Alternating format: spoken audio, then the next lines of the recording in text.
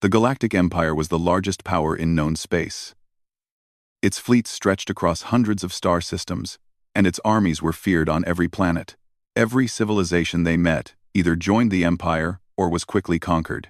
Yet, far on the edge of explored space, a tiny blue planet spun quietly around a yellow sun. Its people had never left their system beyond a few satellites and research stations. They were humans, and no one in the Empire believed they would ever pose a threat. Admiral Vacor of the Imperial Navy leaned over the holographic map in the command room of the warship Oblivion's Edge. Star systems glowed like jewels, fleets marked in red and gold. "Scout reports," he said to his officers, "indicate an unusual energy signature in the Sol system. It is weak, primitive, but persistent. Sensors cannot fully explain it."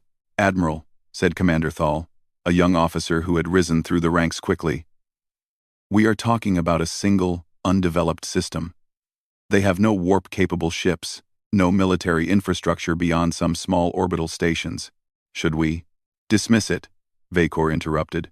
His voice was cold, confident. "The Sol system is irrelevant. We have bigger conquests. Planets with resources, technology, strong defenses. Not this." And so the Empire ignored the warning. Meanwhile, in orbit around Earth, humans at the Terran Research Station Alpha were busy with their experiments. Dr. Lena Morgan, the lead physicist, noticed an anomaly on the sensors. The readings were unlike anything Earth had created. Tiny blips appeared at first, then a formation of shapes that moved with coordination. "What is that?" asked Lieutenant Harris, the station's security officer, leaning over the console. "It's a fleet," Lena said quietly, "and it's not ours." The Terrans had little time to act. A large Imperial scout ship appeared on the edge of orbit, moving with precision and power. Its hull reflected sunlight, like a dark shard of metal. Humans had no weapons capable of stopping it. They tried every communication channel, sending peaceful greetings. The Empire ignored them. "Open the observation deck," Lena said. "I want to see them." The officers crowded around the viewport. The scout ship was enormous compared to their station, yet it did not attack immediately. It hovered, as if studying them. But the humans felt the tension. Every movement of the Imperial ship radiated a warning. They were in no position to resist. In the Imperial fleet, the captain of the scout ship, a veteran named Korath, frowned at the readings. "They are doing something," he said. "It is unusual. Their small station emits energy pulses that disrupt our scans.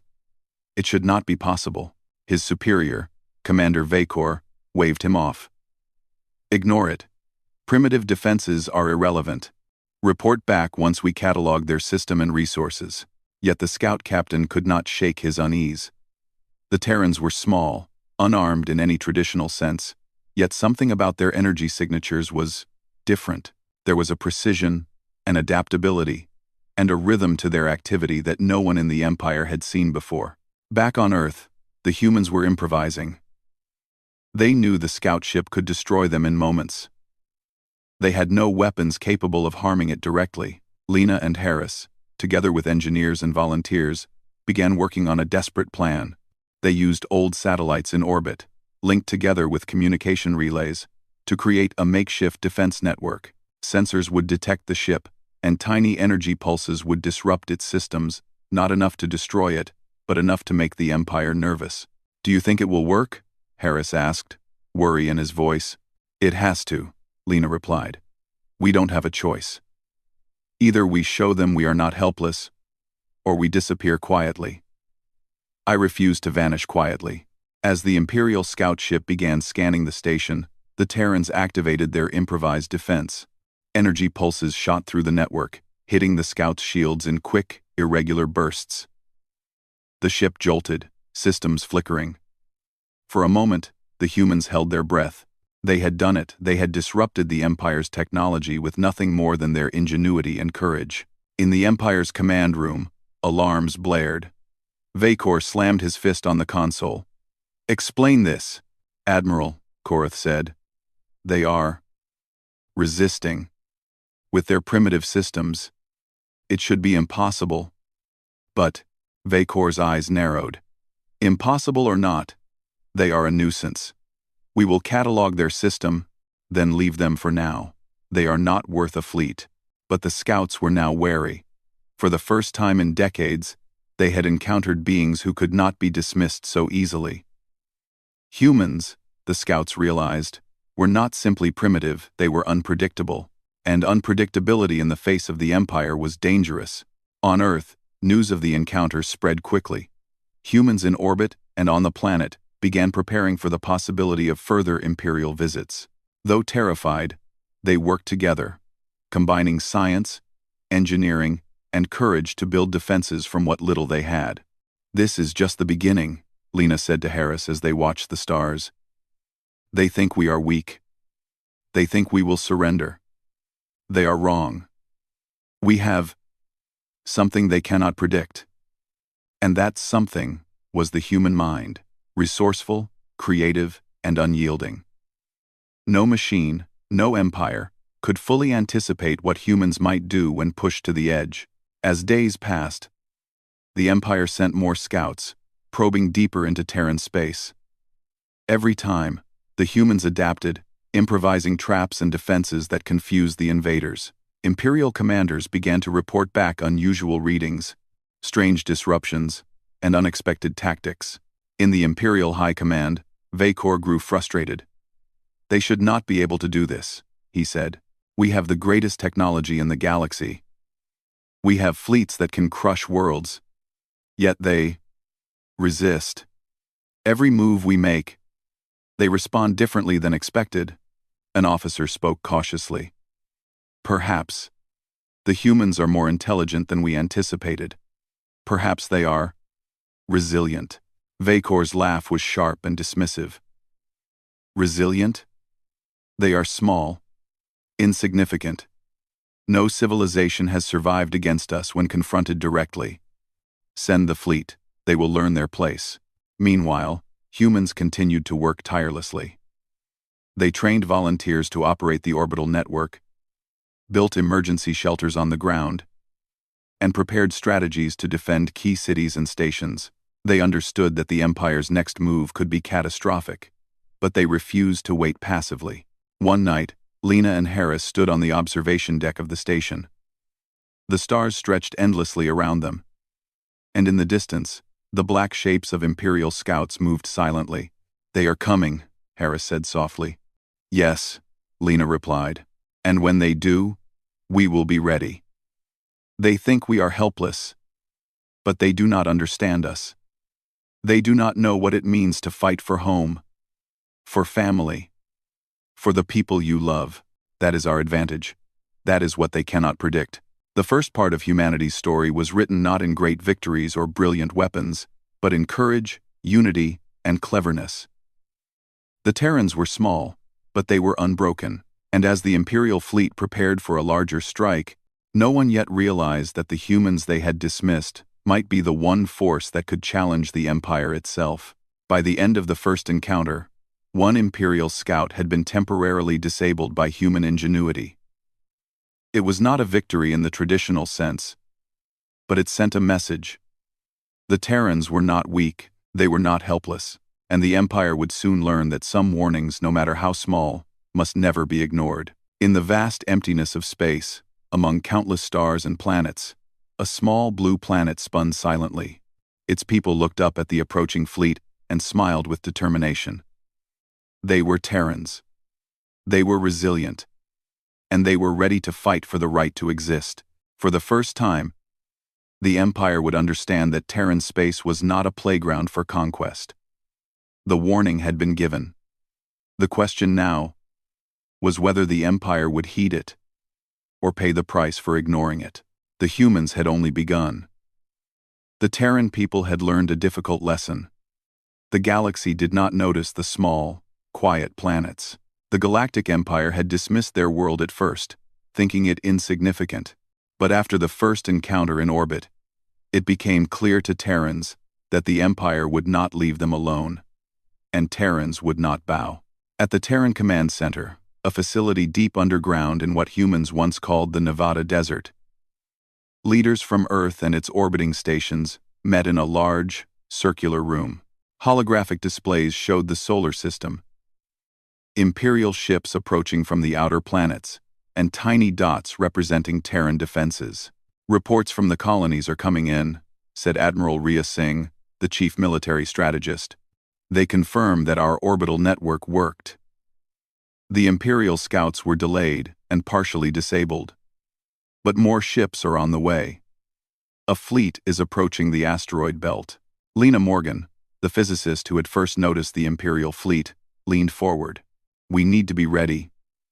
The scouts will report back to the fleet. They'll think our defenses are strange, unpredictable. That gives us a chance to make them hesitate longer. We can use that hesitation." "Exactly," Rhea said. "We will use the asteroid belt for cover. Small fleets, mines, and energy pulses will let us harass the Empire. We don't need to defeat them outright yet. We need to show them that Terran space is not easy to conquer." Across the room, Harris and other officers worked on tactical plans. They studied every asteroid, every orbit, every possible hiding spot. Terrans were small compared to the Empire's might, but they were fast, clever, and willing to adapt. Meanwhile, in orbit, engineers worked day and night on new defenses. Old satellites, research modules, and even abandoned mining equipment were converted into traps. Energy pulses, magnetic fields, and remote-controlled decoys were all linked in a network. Each trap was weak on its own, but together, they could slow down, confuse, and even damage the Empire's fleet. "This is going to work," said Lena. "They will not expect humans to fight like this. They'll think we are helpless, and that is exactly when we strike." On the Imperial side, the news of Terran resistance had spread quickly. Commander Vacor sat in his command room aboard the flagship Oblivion's Edge, studying reports. "Unbelievable," he muttered. "These humans, they improvise. They adapt. Every plan we make, they respond differently than expected." Korath, the veteran scout captain, stood nearby. "Admiral, they are intelligent, yes, but they are small. They cannot hold back a full fleet. All we need is patience." "Patience?" Vacor's voice was sharp. "Patience has cost us before. We cannot waste time on small systems. They are a nuisance, nothing more. The fleet will crush them. Prepare the attack." The humans had no idea what the Empire was planning. They only knew that time was short, and every moment counted. Volunteers from Earth, Mars, and the lunar colonies worked tirelessly. Engineers and scientists collaborated to improve the orbital defenses. Pilots trained on small ships that could move quickly among asteroids. Civilians were evacuated from key areas and placed in underground shelters. By the time the Imperial fleet reached the asteroid belt, Terrans were ready. Small Terran ships darted between rocks, avoiding detection. Mines and traps were carefully positioned, ready to slow down any ship that came too close. The first Imperial cruiser entered the belt and immediately experienced problems. Electromagnetic pulses interfered with its sensors, and decoy satellites caused the ship to misjudge its course. The cruiser fired blindly, wasting precious ammunition on empty space. "Commander," Korath said from the bridge of the scout ship, "they are clever, too clever for their technology. We cannot anticipate their next move." "Do not underestimate them," Vacor said. "Prepare the fleet. Use everything. They will submit or die. There is no other option." The humans, however, continued to act with precision. Small squadrons of orbital fighters struck supply ships. While the traps slowed larger vessels, the asteroid belt became a dangerous maze for the Imperial fleet. On the surface of Earth, people watched the sky nervously. Communications were open across colonies, showing live updates of the fleet movements. Lena and Harris coordinated attacks, issuing orders to orbital stations and fighter pilots. "Remember," Lena said to the pilots, "we are not fighting for glory. We are fighting for home. Every move we make must protect people, not just damage ships. Use the terrain. Think creatively, adapt." And the humans did. They used gravity wells around asteroids to redirect enemy fire, magnetic fields to scramble sensors, and small automated drones to interfere with targeting systems. Each tactic was small, simple, but together they created chaos in the Imperial fleet. In the Empire, frustration grew. Vacor could not understand how a small, primitive species could resist a technologically superior force.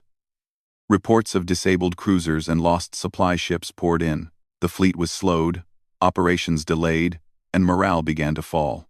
"This is unacceptable," Vacor said.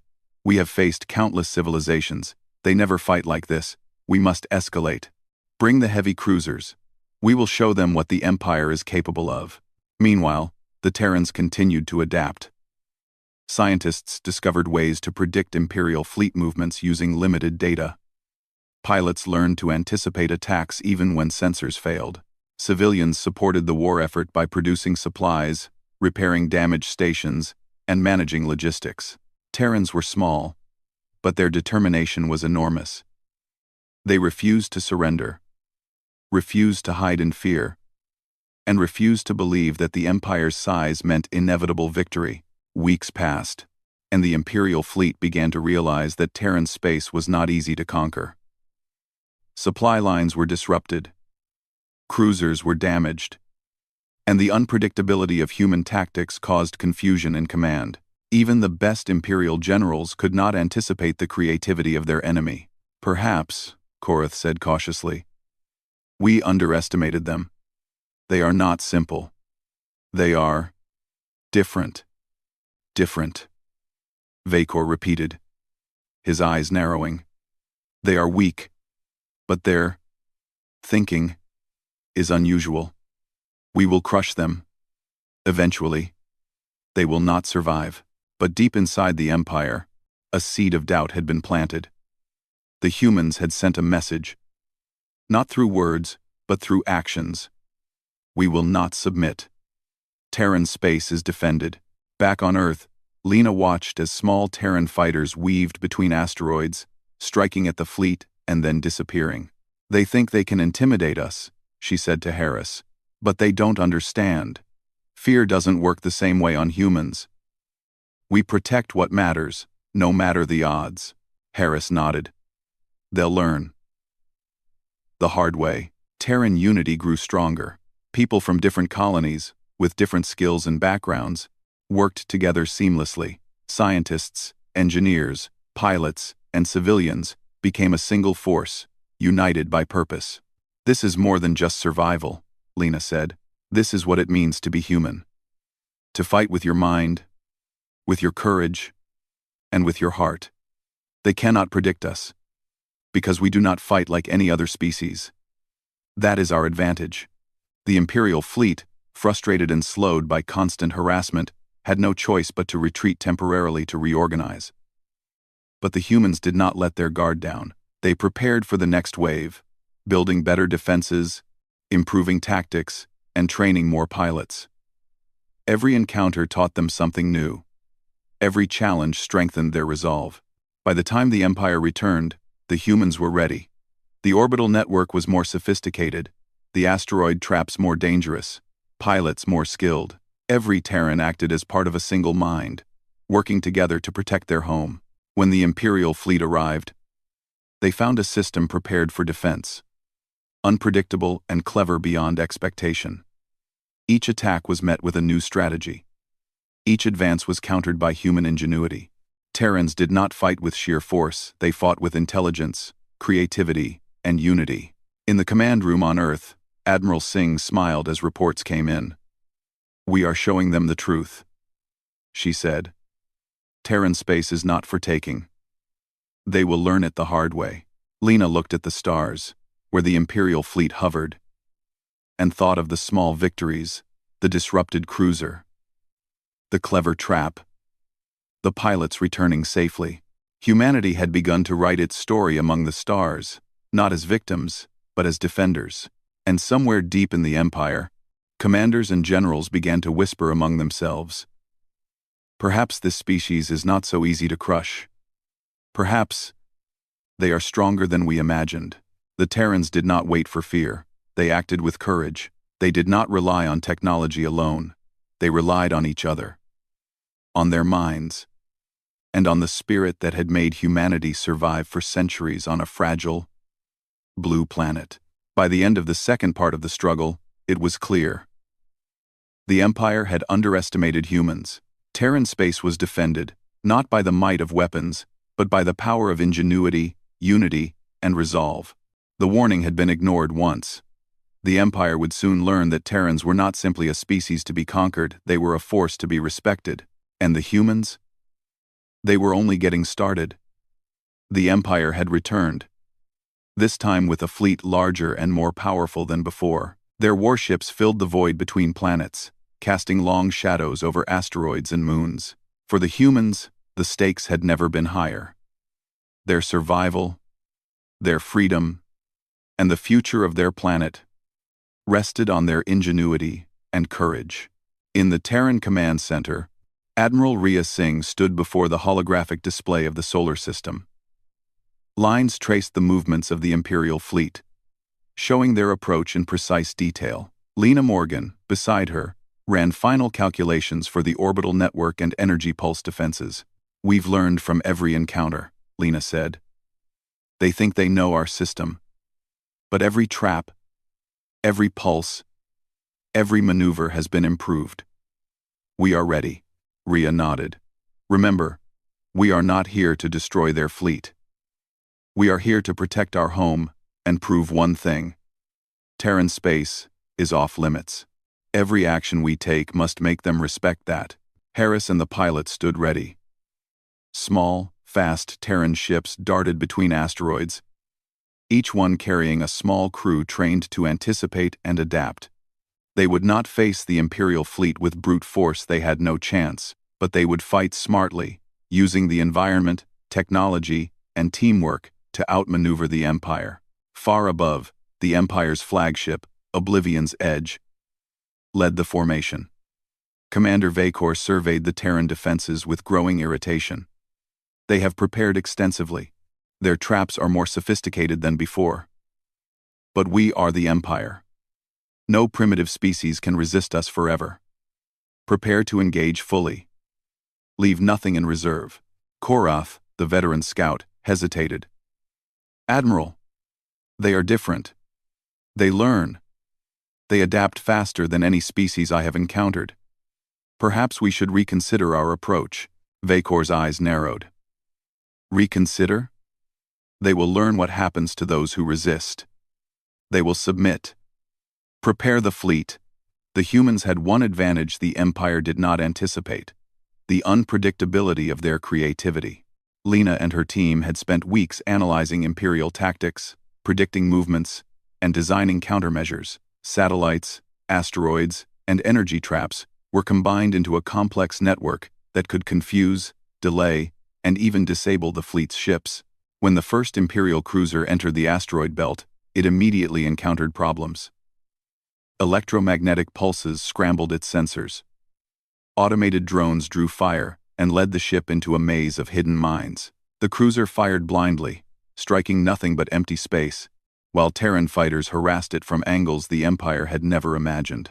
Harris maneuvered a small fighter through the dense asteroid field, ducking behind rocks and sending a pulse to temporarily disable a cruiser's engines. "They're slower than we thought," he said to his co-pilot. "Keep moving. Keep them off balance." Back at the command center, Lena watched the fleet's progress.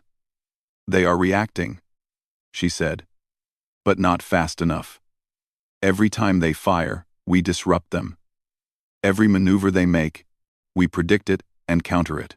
The battle was not fought with large weapons or devastating explosions.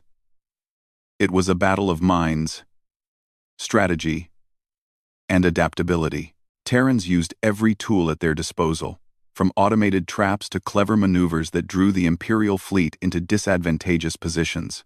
On one side of the belt, a cruiser attempted to ram a group of orbital stations. Hidden energy nets activated, disabling its engines temporarily. Another cruiser fired at a decoy satellite, only to find it was a trap that emitted magnetic pulses, scrambling its navigation system. The Imperial fleet's coordination faltered. "This is remarkable," Korath said to Vacor. "They are Intelligent, adaptive, unified. No species has resisted us like this. They will resist no longer, Vacor said sharply. We will crush them, push forward. But the humans had already planned for escalation. In a daring move, Lena ordered a series of energy pulses across the asteroid belt, synchronized to create false sensor readings for the fleet. Imperial ships fired at phantom targets, wasting energy and causing collisions with asteroids. Small Terran fighters struck at damaged ships, guiding them further into danger. On the surface of Earth, civilians watched live feeds, their hearts pounding. They knew their pilots were risking everything, yet no one panicked. Everyone understood the importance of their mission. They were not just fighting for survival, they were proving that humanity could stand against the galaxy's mightiest power. Keep calm, Lena said over the communication network. Every move counts. Every calculation. Every pulse. Every pilot. This is what we do best. They cannot predict us because we are human.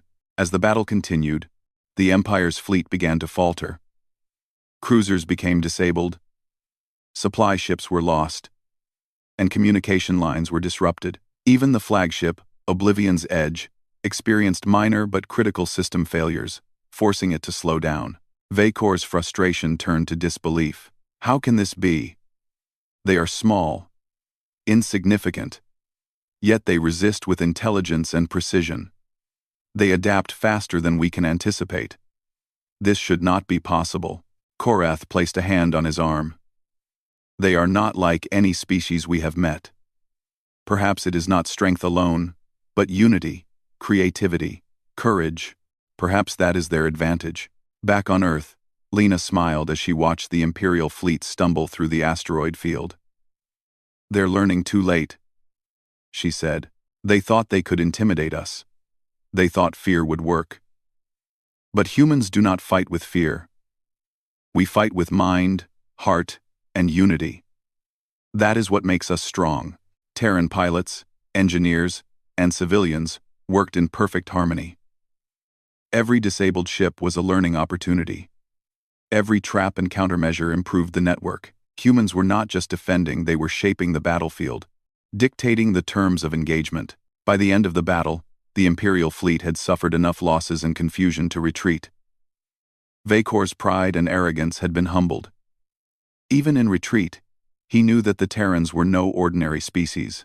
This species, Korath said quietly as the fleet pulled back. They cannot be conquered by force alone.